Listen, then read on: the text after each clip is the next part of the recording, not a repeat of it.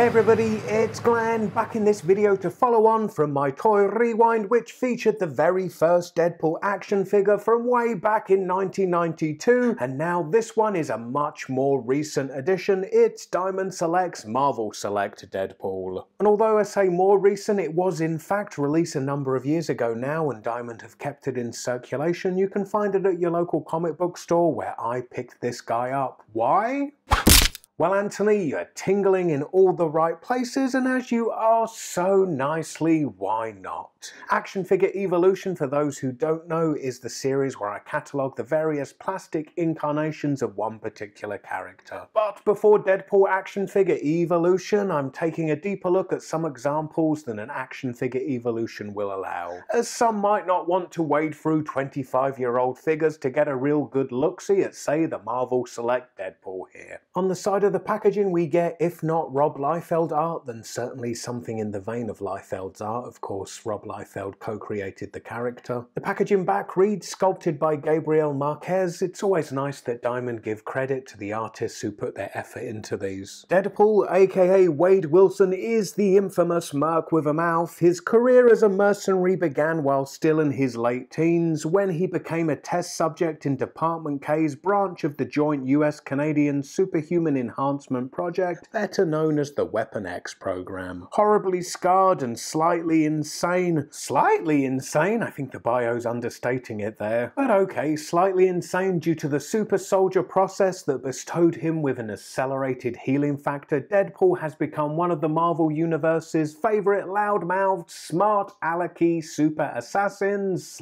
/ mercenaries. Then the packaging back pictures the Cyclops and Magneto selects. That Magneto featured in my Magneto action figure Evolution, in fact. Then a variant Deadpool was also released featuring his unmasked head, the testicle with teeth, so to speak. And while you can pick up the regular Deadpool Select pretty easily, that unmasked variant not so much. Goes for a pretty penny on eBay these days. Here he is out of packaging, and many dismiss Marvel Select off the bat. I guess the 7 to 8 inch scale just not sitting right with the more prominent and plentiful 6-inch scale Marvel Legends they may collect. Me myself, as primarily a Marvel Legends collector, I do try to look beyond that, and the Select Venom and Carnage are in fact two of my all-time favourite action figures, period, as their sculpts are way beyond anything Hasbro, what with their reliance on reusing parts, usually achieve with their Legends. But that does mean Venom and Carnage have set a high bar, and this Select Deadpool simply doesn't live up to those. Not to say it's terrible, it's just not terrific. I'd say serviceable would be a good way of describing the sculpt. For the most part, the deco complements that sculpt with some shading to further accentuate the dimensionality of the musculature, but then some of that subtlety is undone sloppily with, for instance, the black splash of paint on the shin. Here is the Select now side by side with the Marvel Legends version, this being Hasbro's, the one that came in the Toys R Us exclusive 2-pack with Warpath, and later amazingly washed into British discount stores as a single carded release. Here you can clearly see the difference in scale I talked of earlier. Hasbro's reuses the Toy Biz mold first used with Bullseye, and at least with the purpose-made sculpt of the Select, you get interesting details in the sculpt, like this part of the costume between the black and the red. It's sculpted to appear to be, say, a seam in the costume's fabric, whereas on Hasbro's it's just black simply painted on.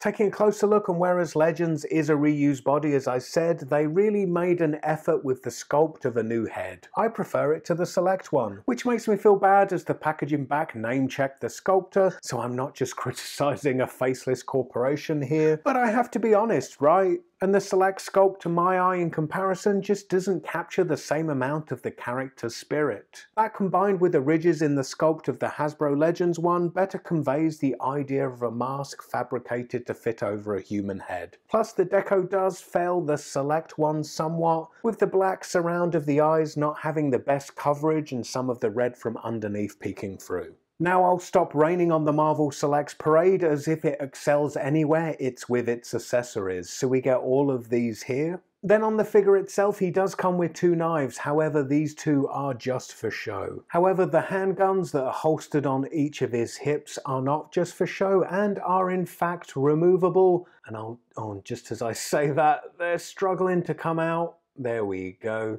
There you can see the handgun. It's nicely rendered. It's got a silver metallic deco and then black for the handle part. And each of the hands are sculpted to hold these with the index fingers poised to pull that trigger. And it is with weapon in hands that the action figure starts to become alive that little bit more. Then he also comes with a rifle which, like the handguns, has a very realistic sculpt and deco to it. But it is with rifle in hand I started to notice how lacking the articulation was, as with these accessories you want to be able to get him into more dynamic poses. Yet unlike the Legends one, a lack of a double jointed elbow and upper arm rotation prevents him from even holding the rifle in two hands as the Legends one here can. And as I'm already talking about posability, let's take a break from the accessories to check out the articulation from head to toe.